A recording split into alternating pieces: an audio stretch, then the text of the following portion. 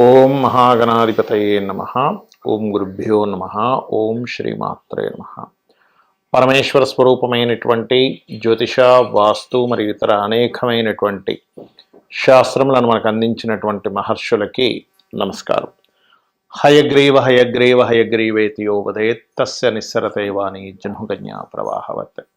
అరుణాం కరుణాతరంగితాక్షీం ధృతపాశాంకుశపుష్పబాణ చాపాం అనిమాదిభిరావృతాం మయూకైః అహమిత్యేవ విభావయే భవానీం. శ్రీమాత్రే నమః.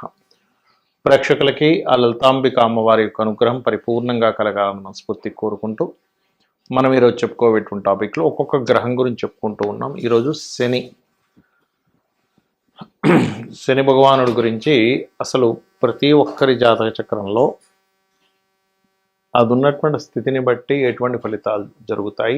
చాలామంది ఏంటంటే భయపడుతూ ఉంటారు అమ్మో అని. కానీ జ్యోతిష్ శాస్త్రంలో మందుడు అని చెప్పడం జరిగింది. అంటే లేట్ అవ్వడానికి కొన్ని ఆటంకాలకు కారకుడు అని చెప్పడం జరిగింది. కానీ కర్మకారకుడు ఆయనే, ఆయుష్కారకుడు ఆయనే, మనకి ఏదైనా ఒక ఫలితం అందించాలంటే కూడా ఆయనే అనేటువంటి చెప్పడం జరిగింది. కాబట్టి ఈ యొక్క విషయాలు చెప్తుంది నేనైనప్పటికీ కూడా చెప్పిస్తుంది సాక్షాత్ లలిత అమ్మవారిగా భావిస్తూ ఒక్కొక్క లగ్నం గురించి లేదా లగ్నం తెలియని వారి రాశి గురించి తెలుసుకుందాం. మీ యొక్క కన్యా లగ్నానికి శని భగవానుడు శుభుడే, అందులో ఎటువంటి సందేహం లేదు. కన్యా లగ్నం కావచ్చు, రాశి వారికి కావచ్చు. ఈ కన్యా లగ్నానికి లగ్నంలో కనుక శని భగవానుడు ఉంటే ఇక్కడ 5, 6 అధిపతి అవుతున్నాడు. సో 5, 6 అధిపతి అయినందుకు సర్వసాధారణంగా ఏంటంటే ఒకటి ఆధ్యాత్మికమైనటువంటి యోగాన్ని ఇస్తాడు. మరియు దీంతోపాటు కాస్త ఈ శత్రువులు అంటే అప్పులు ఇవ్వడం తీసుకోవడం ద్వారానే శత్రుత్వాలు పెరుగుతాయి. ఈ యొక్క విషయంలో జాగ్రత్తగా ఉండాలి.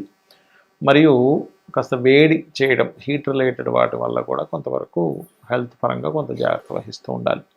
ఇక 2వ స్థానంలో పంచమ షష్టమాధిపతి 2వ స్థానంలో ఉన్నప్పుడు సర్వసాధారణంగా లోన్స్ రిలేటెడ్ లేనట్లయితే ఇప్పుడు చూడండి chit funds related, accounts related వాటిల్లో సెటిల్ అవ్వడం జరుగుతూ ఉంటుంది. మరియు దీంతోపాటు ఇక్కడ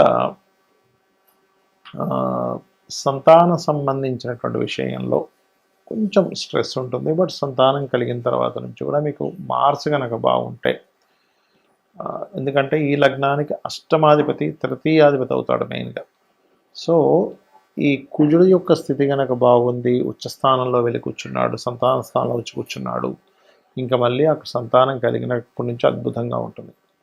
అదేవిధంగా 3లో ఉన్నాడు అనుకోండి శని భగవానుడు, మీకు 3లో ఉన్నప్పుడు మాత్రం ఉన్నత విద్యలకి చక్కగా యోగం ఇస్తాడు. కాకపోతే ఇక్కడ ఈ 3లో శత్రుగ్రహం అంటే షష్టమాధిపతి ఉన్నందుకు అన్నదమ్ములతో అక్క చెల్లెలతో ఇబ్బందిని ఇస్తాడు.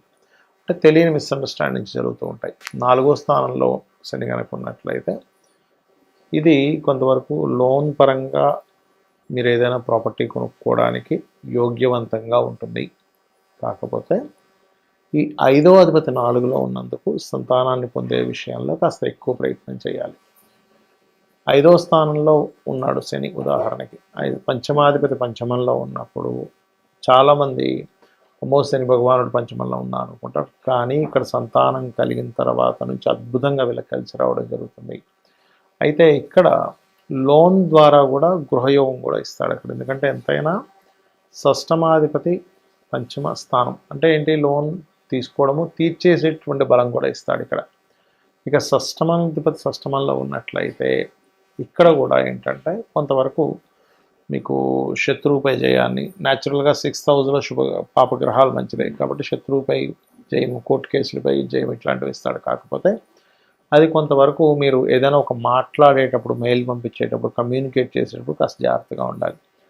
సప్తమ శని పంచమ షష్టమాధిపతి సప్తమంలో ఉన్నందుకు కొంచెం వివాహ సంబంధించిన విషయంలో ఇష్టపడిన వారిని వివాహం చేసుకోవాలి. అందులో ముఖ్యంగా మేనరికము, మేనమామ ఈ తరపు వాళ్ళని వివాహం చేసుకునేటువంటి దాని విషయంలో కొంత ఇంట్రెస్ట్ చూపించడము, అటువంటి వారినే కొంత వివాహం చేసుకోవాలనే ప్రయత్నం ఫలించడం జరుగుతూ ఉంటుంది.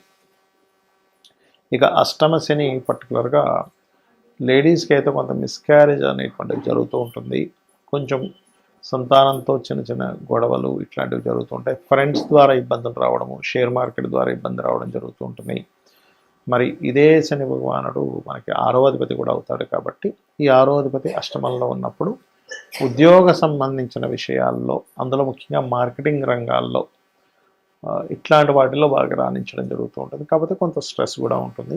అయితే ఇక్కడ ఈ కన్యాలగ్నం వారికి ఉద్యోగాన్ని ఇచ్చే కారకుడు ఎవరైతే బుధుడు ఉంటాడో అతని యొక్క స్థితి కూడా చూసుకోవాలి ఇప్పుడు కూడా. అలాగే ఈ భాగ్యస్థానంలో కనుక శని ఉన్నట్లయితే ఇది ఆధ్యాత్మిక స్పిరిచువల్ యోగాన్ని బ్రహ్మాండంగా ఉంటుంది. అమ్మవారిని ఆరాధించడము, విష్ణువుని ఆరాధించడం మంచి ఫలితాలు ఇస్తుంది. కాకపోతే ఇక్కడ ఈ 6వ అధిపతి భాగ్యంలో ఉన్నందుకు కొంచెం ఈ జాతకుల యొక్క తండ్రి కాస్త వర్కాలిక్ పర్సన్ అయి ఉండడము, మరియు కొంచెం లోన్స్ వల్ల కొంత స్ట్రెస్ అవ్వడం జరుగుతూ ఉంటుంది.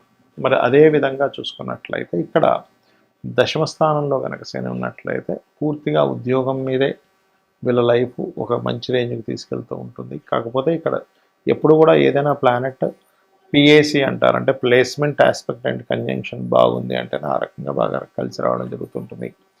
అదేవిధంగా ఇదే కన్యా లగ్నానికి చూసుకున్నట్లయితే ఈ యొక్క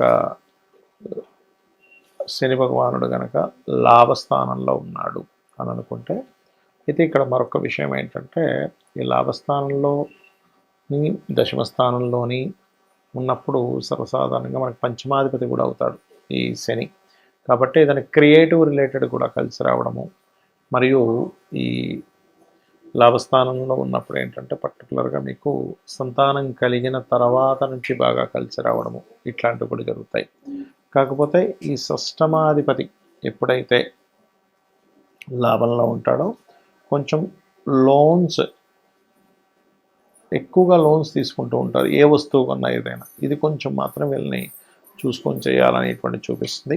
ఇక మీరు వ్యయంలో ఉన్నప్పుడు మాత్రం అది శత్రుక్షేత్రం అవుతుంది. కాబట్టి పర్టికులర్గా ఈ గవర్నమెంట్ పీపుల్తోని లేకపోతే అన్నదమ్ములతోని కొంచెం జాగ్రత్తగా ఉండాలి. కాకపోతే ఈ వ్యయంలో ఉన్నప్పుడు గవర్నమెంట్ రిలేటెడ్ సంబంధీకులతోనే ఏదైనా వివాహ సంబంధాలు కుదరడము, లేదా టీచింగ్ అండ్ ట్రైనింగ్స్ ఆ రంగాల్లో ఉండేవారితో ఇష్టపడి వివాహం చేసుకోవడం కూడా జరుగుతుంది.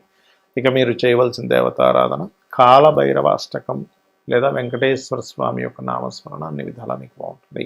శనికి సంబంధించినటువంటి విషయాల్లో ముఖ్యంగా చాలామంది భయపడుతున్నటువంటి అంశము, కంగారు పడుతున్నటువంటి అంశము, ఏలిన నాటి శని వస్తుంటుంది కదా, అర్ధాష్టమి శని వస్తుంది, అష్టమ శని వస్తుంది, శని మహర్దశ జరుగుతూ ఉంటుంది, ఏమిటి అని అడుగుతూ ఉంటారు. ఇక్కడ నేను చెప్పేది ఒకటే గుర్తుపెట్టుకోండి, శని ఈజ్ ఈక్వల్ టు కర్మ. అంటే కొత్తగా ఏమీ శని భగవానుడు మీ మీద పగబట్టడం కానీ ఆయన ఏదో మీతో ఇట్లాగే బిహేవ్ చేయాలని కానీ ఏమీ ఉండదు, గుర్తుపెట్టుకోండి. కేవలం మీరు చేసుకున్నటువంటి కర్మ రిజల్ట్ అంతే ఆయన ఇచ్చేది. ఇప్పుడు చిన్న ఎగ్జాంపుల్ చెప్పాలంటే, మనం ఒక ఎగ్జామ్ రాసాం, ఆ ఎగ్జామ్ యొక్క రిజల్ట్ మనకు వస్తుంది. అంతేగాని మీ ఎగ్జామ్కి మీ రిజల్ట్ ఎలాగైతే వస్తుందో మీరు చేసినటువంటి గుడ్ కర్మ ఆర్ బ్యాడ్ కర్మ శని భగవానుడు అందించేదో అంట్లో ఉంటాడు. అందుకే కర్మస్థానంలో ఉంటాడు ఆయన. అంటే న్యాచురల్ 10th హౌస్ ఈజ్ కర్మ, న్యాచురల్ 11th హౌస్ కర్మ నుంచి వచ్చేటువంటి గుడ్ బెనిఫిట్స్. అయితే ఇక్కడ మీరు అర్థం చేసుకోవాల్సింది ఏంటంటే, ఇది కేవలం అతను మనం చేసిన ఫలితాలను మాత్రమే అందిస్తున్నాడని మీరు ఎప్పుడైతే అనుకుంటూ కొన్ని విషయాలకి కొంచెం దూరంగా ఉండాలి. ఏలినాడు శని, అర్ధాష్టమి శని, అష్టమి శని నడిచేటప్పుడు, శని మహర్దశ నడిచేటప్పుడు, గోచారంలో కొన్ని స్థానాల్లో శని భగవానుడు సంచరించేటప్పుడు ఈ కొన్ని విషయాలు కనుక పాటించగలిగితే జీవితం అద్భుతంగా ఉంటుంది. ఏమిటవి అంటే, మధ్యాహ్నం పూట యువకులు ప్రత్యేకంగా చిన్నపిల్లలకి లేకపోతే స్త్రీలకి వృద్ధులకి కాదు, ఇది మంచి ఏజ్లో ఉండి అంటే దాదాపుగా ఒక 15 ఇయర్స్ నుంచి ఆల్మోస్ట్ ఒక 50 ఇయర్స్ మధ్యలో, 15 to 15 నుంచి 50 సంవత్సరాల మధ్యలో, 50-60 దాటిందంటే అక్కడ కొంచెం వృద్ధులు అవుతూ ఉంటారు. 60 ఇయర్స్ దాటిందంటే వారు మాత్రం ఎట్టి పరిస్థితుల్లో మధ్యాహ్నం పూట నిద్రపోకండి. ఎక్సెప్ట్ ఎవరికి మళ్ళీ ఇది నైట్ డ్యూటీస్ చేస్తారు కొంత సాఫ్ట్వేర్లో, అలాంటి వారు పర్లేదు, నైట్ అంతా మెలుకొని ఉన్నారు జాబ్ పర్పస్లో, వాళ్ళు మధ్యాహ్నం నిద్రపోయినా ఏమి కాదు. కానీ ఇవేమీ కాకుండా ఉన్నవారు ఎట్టి పరిస్థితుల్లో నిద్రపోకండి. దానివల్ల అనవసరంగా శని యొక్క ప్రభావం మీ మీద నెగటివ్గా ఇంపాక్ట్ పడుతూ ఉంటుంది. ఓకే, రెండవది ఏంటంటే ఎట్టి పరిస్థితుల్లో కూడా మీరు మీ కిందన పనిచేసే వాళ్ళు ఉంటారు. చిన్న చిన్న ఇంట్లో పనిచేసే వాళ్ళు కావచ్చు, లేకపోతే మీ కింద వర్క్ చేసే వాళ్ళు ఎవరినైనా సరే మీరు దూషించకండి దయచేసి. మన కార్మికులకి, కర్షకులకి అంటే కష్టమైనటువంటి పనులు చేసేటువంటి వారికి శని కారకుడు. వాళ్ళని మీరు ఎంత రెస్పెక్ట్ఫుల్గా ఉంటారో శని మీకు అంత బాగా యోగిస్తాడు, గుర్తుపెట్టుకోండి. అదేవిధంగా మరొక విషయం ఏంటంటే మీకు దగ్గరలో ఆలయం ఏదైనా ఉంది అంటే ఆంజనేయ స్వామి కానీ, నరసింహస్వామి కానీ, స్కందుడిది కానీ, రావి చెట్టు ఉన్న వెళ్ళి నిత్యము దర్శనం కనుక చేసుకున్నట్లయితే శని భగవానుడు ఇచ్చేటువంటి రిజల్ట్స్ ఏవైతే ఉంటాయో, గుడ్ రిజల్ట్స్ ఎలాగో మనం అనుభవిస్తాం, కానీ కొంచెం కష్టతరమైనటువంటివి ఏవైతే ఉంటాయో వాటిని మీరు ఈజీగా దాటగలుగుతారు, గుర్తుపెట్టుకోండి. కర్మ ఎక్కడా మారిపోదు, కానీ కర్మని దాటేటువంటి విధానం మీకు చాలా ఈజీగా దాన్ని బేర్ చేయగలుగుతారు అన్నమాట. అలాగే మరొక విషయం ఏంటంటే ఇక్కడ మీకు దగ్గరలో ఆలయం ఉన్నట్లయితే అక్కడికి వెళ్ళి నూనెని దానంగా ఇవ్వండి. అంటే టెంపుల్స్లో వాడుకోవడానికి ఇవ్వచ్చు నూనెని, లేదు నువ్వులు, తెల్ల నువ్వులు, నీలం రంగు వస్త్రము శనివారాలు ఇస్తుంటే కూడా ఇందాక మనం చెప్పుకున్నట్టుగా ఏలినాడు శని, అర్ధాష్టమ శని, అష్టమ శని ప్రభావం తగ్గుతుంది. కానీ కొంతమందికి శని దశ ఉంటుంది, 19 years ఆఫ్ శని మహాదశ. వాళ్ళకి ప్రతిసారి బ్యాడ్ అవ్వాలని రూల్ లేదండి. మీ జన్మజాతకంలో కనుక పిఏసి అంటారు, అంటే ప్లేస్మెంట్ మంచి స్థానంలో ఉండి మంచి గ్రహంతో చూడబడుతూ ఒక శుభగ్రహంతో కలిసి ఉండి నీచభంగ రాజయోగాల్లో ఉంటే ఆ శని మహాదశ కొన్ని వేల కోట్లు కూడా ఇచ్చి తీరుతుంది, అందులో ఎటువంటి సందేహం లేదు, గుర్తుపెట్టుకోండి. అయితే ఇక్కడ మీరు అర్థం చేసుకోవాల్సింది ఏంటంటే కర్మ ఖచ్చితంగా సంబంధం ఉంటుంది. మనం పని చేయాల్సిందే, పని చేయకుండా ఏదో నేను కూర్చుంటే వచ్చేస్తాయి అనుకుంటే తప్పు. అది ఎవరికి వస్తుంది? పూర్వజన్మలో బాగా పుణ్యాలు చేసి వాళ్ళు ఏదో గొప్ప ఇంట్లో పుట్టి వాళ్ళకు ఓన్లీ కూర్చుంటే సాగుతుంటాయి, అందరికీ అది సాగదు. ఎందుకంటున్నానంటే ఆఖరికి మనకి మహాభారతంలో యుద్ధంలో శ్రీకృష్ణ పరమాత్మ సాక్షాత్ విష్ణు స్వరూపం పక్క నుండి కూడా ఆయన యుద్ధం ఫిజికల్గా చెయ్యమనే చెప్పాడు. అంతేగాని నేను మీరు అలా కూర్చోండి, నేను ఒక మంత్రం చదువుతాను, కౌరవులందరూ చచ్చిపోతారు ఒక మాయలా చేస్తే మీరు చక్కగా మీ రాజ్యం మీరు ఏలుకోవచ్చు అని ఎక్కడా చెప్పలేదు. నువ్వు యుద్ధం చెయ్యి, నీ ధర్మాన్ని నువ్వు చెయ్యి అని చెప్పాడు. అంటే ఏమిటి? సాక్షాత్ శ్రీకృష్ణ పరమాత్మ పక్కన ఉండగా కూడా, ఇది మీరు అర్థం చేసుకోండి. అంటే ఏమిటి? మన చుట్టూ మనం చేసేటువంటి పూజలతో పాటు అమ్మవారు ఉంటుంది, కానీ ఉన్న వాళ్ళకి జయం ఉంది అక్కడ. ఎవరి పక్షానైతే శ్రీకృష్ణ పరమాత్మ ఉన్నాడో వాళ్ళకి విజయం లభించింది. మనం చేయవలసింది ఏమిటంటే మన పని మనం చేసుకుంటూ మనం అమ్మవారినో, మీ స్వామివారినో, విష్ణువునో, శివునో ఎవరినో కానీ పట్టుకొని ఉండాలి. అలా మీరు చేసుకుంటూ వెళ్ళినట్లయితే ఖచ్చితంగా 100% విజయం లభించి తీరుతుంది, అందులో ఎటువంటి సందేహం లేదు. అయితే ఇక్కడ మీకు ఒక్క విషయం చెప్పి ముగిస్తాను. మీ పర్సనల్ చార్ట్లో శాటర్న్ శుభగ్రహాలతో ఉన్నాడా, పాపగ్రహాలతో ఉన్నాడా చూసుకోండి. ఎక్కువ పాపగ్రహాలతో ఉన్నాడు అనుకోండి, శాటర్న్కి శత్రువులు ఎవరు? కుజుడు. ఎందుకంటే అగ్రెసివ్ ప్లానెట్, అది fast moving planet, fiery related planet. ఇదేమో కోల్డ్ రిలేటెడ్ ప్లానెట్. సో అక్కడ ఫ్రిక్షన్ ఏర్పడుతుంది దానివల్ల. సో కుజుడితో ఉన్న, కేతువుతో ఉన్న, కేతు ఎందుకు? వీటికి కారకుడు ఏది? వైరాగ్యానికి, విరక్తికి. ఇదేమో కర్మ, అదేమో విరక్తి. ఈ రెండు కలవకూడదు. అంటే కుజుడితో ఉన్న, కేతువుతో ఉన్న, ఒక్కొక్కసారి సన్తో కంబస్ట్ అయినా ఇబ్బంది వస్తుంది. ఈ 3 గ్రహాలతో ఏ గ్రహంతో ఉన్నా ఆ పర్టికులర్ గ్రహాలకు కూడా దీపారాధన చేయండి, మీకు అన్ని విధాలా బాగుంటుంది. ఆ లలితాంబిక అమ్మవారి యొక్క అనుగ్రహం మీకు పరిపూర్ణంగా కలగాలని మనస్ఫూర్తిగా కోరుకుంటూ శ్రీమాత్రే నమః.